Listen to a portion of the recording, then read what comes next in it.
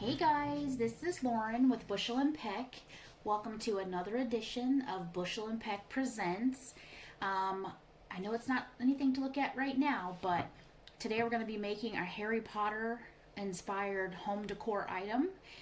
Depending on which kit you got, we'll get into that. But this video doesn't have to be for people that just have kits. I can also tell you along the way as we're making it what you'll need if you're trying this at home by yourself and are unable to get a Bushel and Peck kit. We do ship the kits, so if you are interested, just look us up on Facebook, Twitter, or Instagram. It's Bushel and Peck Art, and we can ship for a very small fee and get these kits to you, or you can try to make them yourself. But anyway, thank you so much for signing up for our kit, and hopefully you're following all our social media and participating in our giveaways. And yeah, so let's go ahead and get started. I'll talk a little bit about what we're going to be using today. This particular one we're going to do today is our invisibility cloak project. So we've got a pine shelving board, and I wish you guys could smell this. It smells so good. It's fresh cut. They were literally just unloading these when I went and got them, and they smell so good. I love that smell. In your kit you'll have gloves. Please wear those while you are applying the stain. We have a very, very messy product. It is Minwax wood finish penetrating stain, and this one, I believe the color is, let me see here, it's really messy, you guys. I'm going to talk more about that later. Dark walnut. There is a garbage bag, and that is great for a makeshift tarp because again the stain is very messy, and we don't want to get this on our clothes, our skin, our furniture.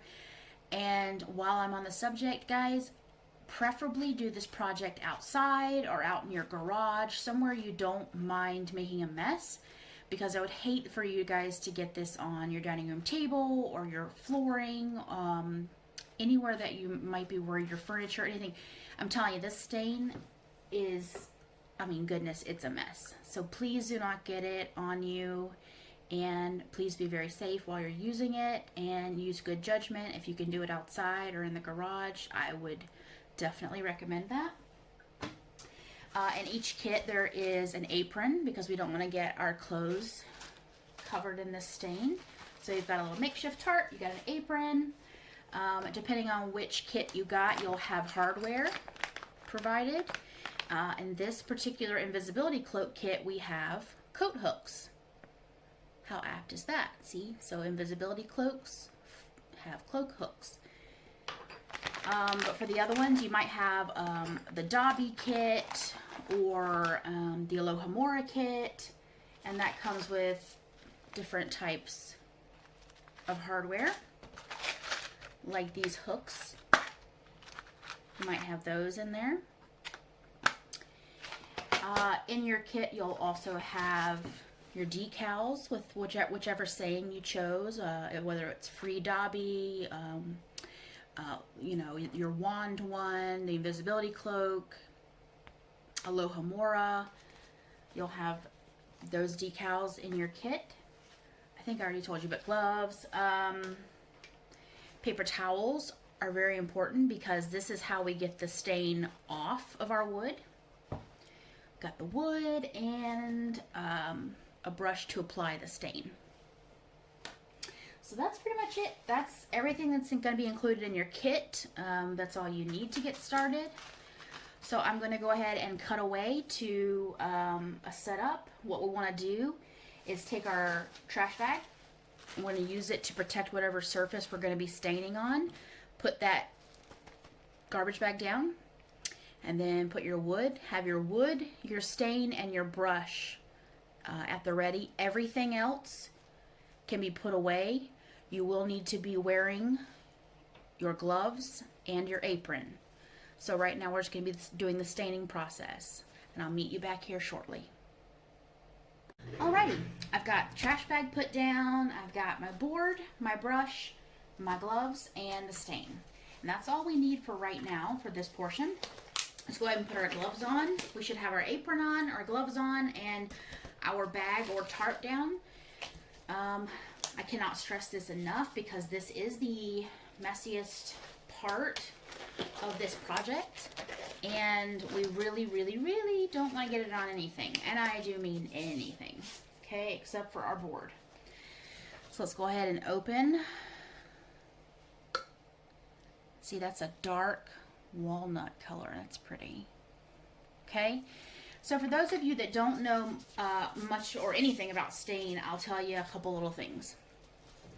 The first thing is, it is extremely easy to apply stain, and it's very forgiving.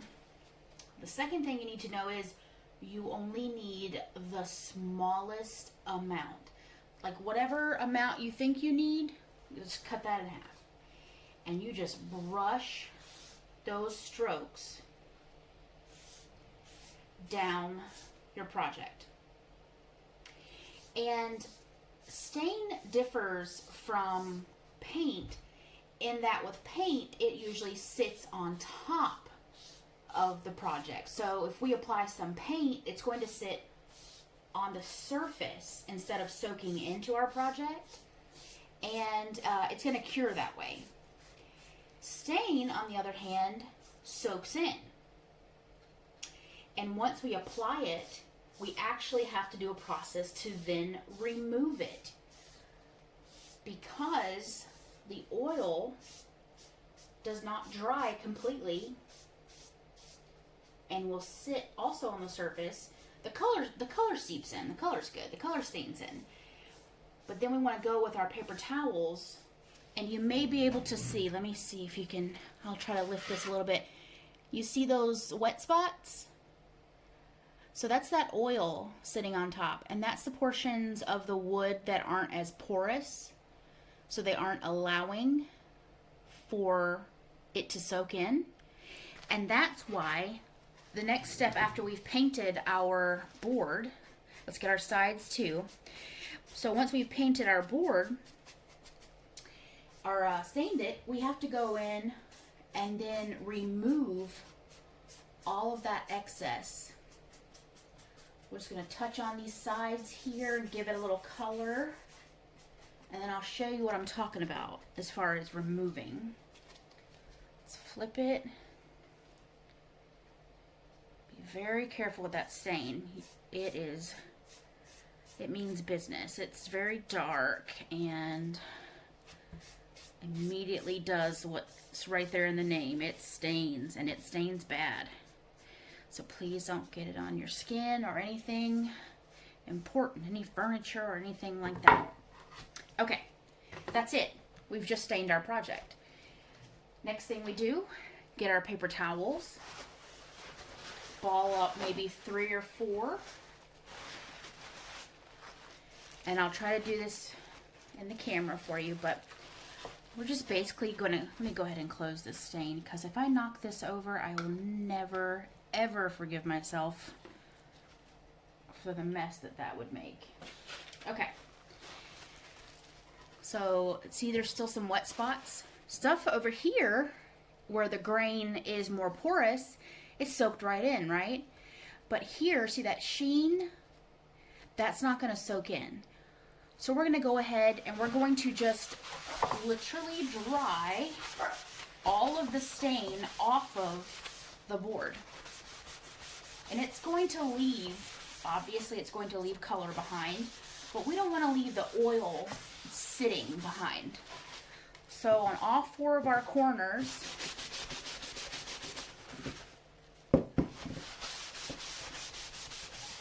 we're going to clean that stain off. Look at the excess stain. That is all oil that did not go in to the wood. Okay?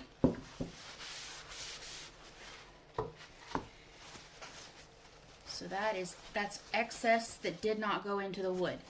Let's just do one more once over with the clean side. Put some elbow grease into it.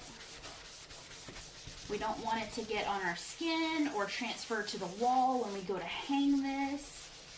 So let's make sure we get all that excess oil off. And you can put as much elbow grease into it as you've got, and it's not gonna hurt it.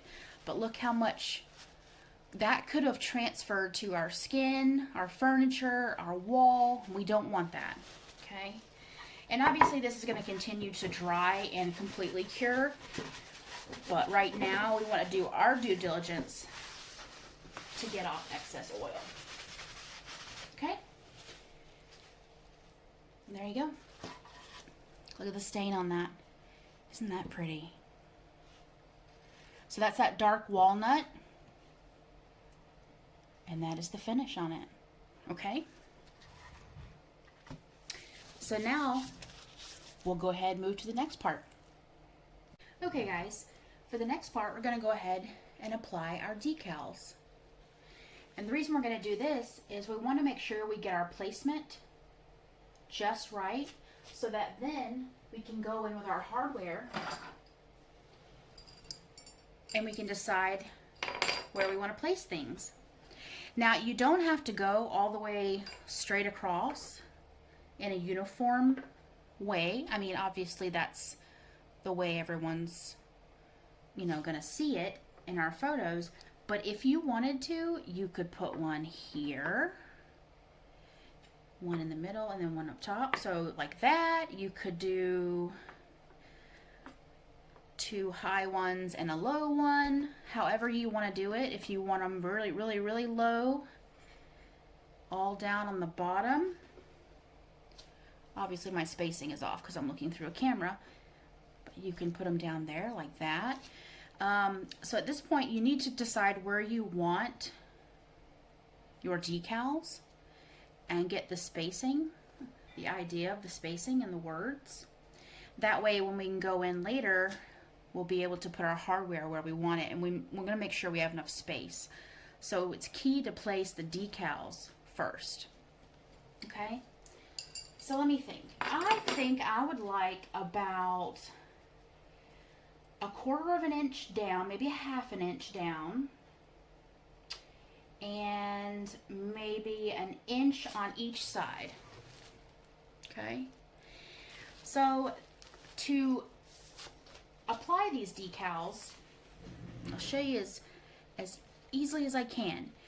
So there is some transfer paper on the top. It's the sticky transfer paper, and it's clear. And we're just going to peel it off, and we want the white part to stay on the transfer paper. Okay? So we're just, this part, the white, the backing, we're getting rid of that. And we're keeping the decal on the sticky transfer paper. Okay? And if it doesn't want to come off the backing, just hold your thumb on it. Say this part was sticking on to the backing, hold your thumb on it there and hold it down and pull it off. All right? So now we've got a sticker. Okay? And we can place that sticker where we want it. Now you can see the word, right? Okay? Now, this next part, let's see, we wanted about 1 inch in and about 1/2 inch down. And I'm going to go ahead and just push that down. Now, here's where it would be beneficial to maybe have a credit card or something with a nice firm edge. This is an applicator just for this purpose. Anything with like a firm straight edge, some people use cards, gift cards, credit cards, the edge of a book, maybe like a hardback book, something like that, to push this decal on. And obviously this is not going to make it completely stick. We're still going to have to put in a little elbow grease with it. But that's one way to get that on there. Now, I'm going to try to get closer to the camera here for you. All right, let me move some stuff around. Okay, this part's the trickiest part. starting from the top left of the transfer tape. So that tape, see how I'm going to pull that off? We're going to start using our left thumb to hold down the decal. We're removing with our right pointer and thumb finger, and we're pulling, or we're pulling with our right thumb, and we're holding down with our left. And that helps to keep that decal on there. And you'll see a little bit of stain transfer, and that's because my stain is a little bit still wet because I'm doing mine. You guys will need to wait overnight. If you don't, it's fine. But you might see a little bit of transfer there. Okay.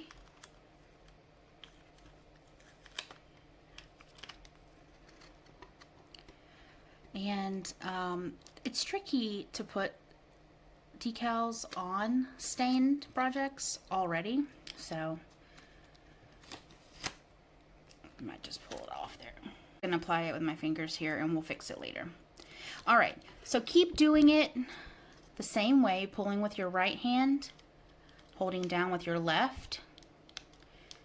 And I'm going to go ahead and do it off camera because it's going to take a while and holding it is very awkward. But same concept. Peeling the sticker off with your left and holding it onto the wood. And if you get transfer like that of the stain onto the white, you can wipe that off later. And then we're just holding it down and applying it. That's all there is to it. And we can go back and clean that off with a wet paper towel or some Windex. I'm going to go ahead and do this off camera because it's going to take a while. But you go ahead and you apply your whole words there. If you have 2 words like invisibility cloak or whatever, go ahead and apply those now. If you see that it's still really wet, you may want to dry or come back later and try it again. Because I'm trying to rush and do mine for the sake of the video. But if you can spare to wait overnight, I would. But I'm going to go ahead and continue doing this, and I'll meet you guys back here when I'm done. Okay, we have applied both of our decals, invisibility and cloaks. And now we're going to decide where to place our hooks. And for this, you may want to get a measuring tape if you want to be extremely precise, if you want it exactly even, if it's going to bother you. Like when it's hanging and you know it might bother you if you're like a type A personality, kind of like me, but today I'm just going to kind of wing it. I'm going to say, I'll just go in the middle, I'll wing it here, maybe put about an inch on each side. Yeah, I think that'll be good. Yeah. Okay, so for those of you that have the coat hooks, it's going to come with the hardware, the hooks and the screws. And you'll need a screwdriver to go ahead and put these wherever you're going to place them. Put the screws in. It's 2 screws per hook. Okay. And then everyone else with different projects, if you have the Dobby one, you're going to have these little tiny eye screws that you screw in by hand. You push those into the wood and you screw them in by hand. And then there's the other projects have the larger ones, which are these hooks. And they also screw in by hand. So if you've got one of those, you just find where you want it and you screw it in by hand with pressure right into the wood. But this one is going to require a screwdriver, and I'm going to go ahead and probably do that off camera because my elbow will be in the way and you won't be able to see, and it'll be kind of annoying for you guys. But let me go ahead and do this off camera. I'm going to measure everything a little bit and set it up, and then I'll show you the finished product. Okay guys, there's the finished product. So on the back of each board, there is some twine that has been stapled on. You guys can hang it this way. If I were you though, I'd maybe, if you're able to get to a Lowe's or a Home Depot, something to that effect, and get some fancier hanging products for the backs, that's perfectly fine. I personally don't mind it like this with the twine on the back, because it can, as long as you balance things, it's going to look really cute. If you have a little hat and maybe a cloak in the middle and then something on the other side, it's going to balance really cute. But if you want it to be very firm and stable and you're going to be having heavy products on it, then I would definitely invest in some actual picture hangers for the back, and that way you can just install those. But this is it, guys. Like, that looks really stinking cute. So here we're going to hide our, that obviously is our invisibility cloak right there, by the way. The invisible one. Get it? Haha. Okay, that was lame. But anyway, there you go, guys.